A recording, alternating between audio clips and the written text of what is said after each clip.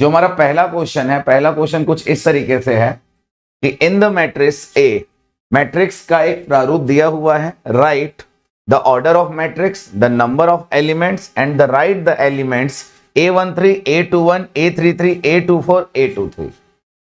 ठीक ना, ये सारी चीजें इसके अंदर लिखनी है।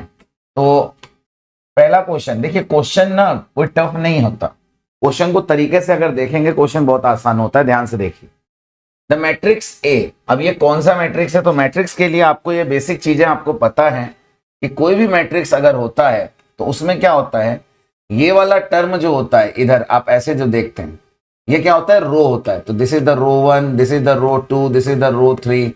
और ये वाला जो टर्म होता है ये क्या होता है डियर, ये होता है column. This is the column 1, this is the column 2, this is the column 3। इस तरीके से हमें देखने को मिलता है। तो ये वाला टर्म होता है रो 1, ये वाला टर्म होता है कॉलम। ठीक ना, तो इधर रो कहेंगे उधर कॉलम कहेंगे और इसी से हमारा मैट्रिक्स बनता है। तो माय डियर, इसके बाद अगर मैं बात करना चाहूं, मैट्रिक्स का जो ऑर्डर होता है वो हम लोग कैसे लिखते हैं, रो गुणा कॉलम। ठीक है ना, इस तरीके से हम लोग लिखते हैं रो गुणा कॉलम। जितने भी रो होंगे पहले रो लिखेंगे, जितने कॉलम होंगे फिर कॉलम लिखेंगे। अब जैसे कि हमारे सामने ये लिखा हुआ है, अब आपके सामने ये लिखा हुआ है, आपसे पहला क्वेश्चन पूछा ऑर्डर ऑफ द मैट्रिक्स। चलिए देखते हैं ऑर्डर ऑफ द मैट्रिक्स में अगर मैं बात करूं तो यहां देखिए, पहला रो, दूसरा रो, तीसरा रो। कितना रो है, 3 रो है। पहला कॉलम, दूसरा कॉलम, तीसरा कॉलम, चौथा कॉलम। कितना कॉलम है, 4 कॉलम है। तो what is the order of matrix, what is the order of matrix? So अगर हम बात करें सबसे पहले की, so the order of matrix, order of matrix क्या होगा, होता है रो इंटू कॉलम। तो हमारा ऑर्डर क्या होगा डियर, इसका ऑर्डर होगा 3 क्रॉस 4। 3 क्रॉस 4 का ये मैट्रिक्स है। This is our first answer. Now दूसरे का अगर मैं बात करूं, कह रहा था नंबर ऑफ एलिमेंट्स, इस पूरे मैट्रिक्स में कितने एलिमेंट हैं, इस पूरे मैट्रिक्स में कितने एलिमेंट हैं।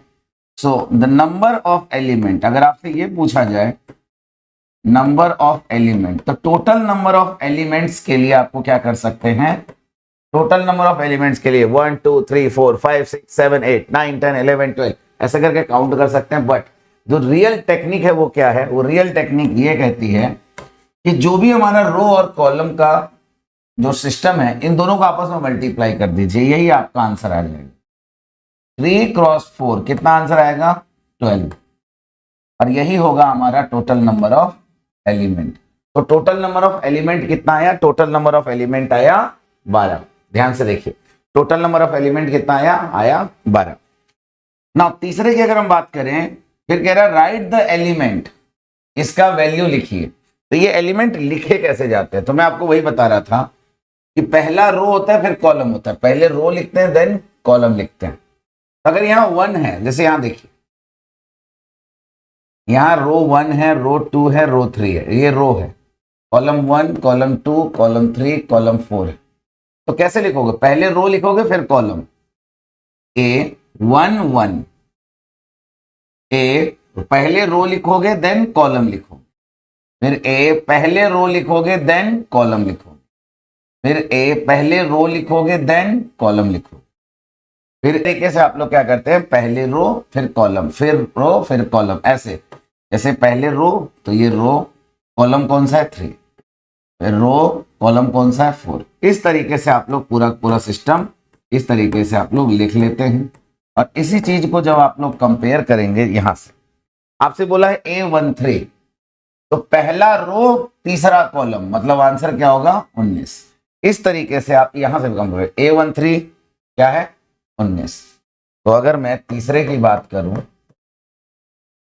तो उसका क्या होगा, A13 होगा 19। आपसे पूछा A21, आपसे पूछा A33, आपसे पूछा A24, आपसे पूछा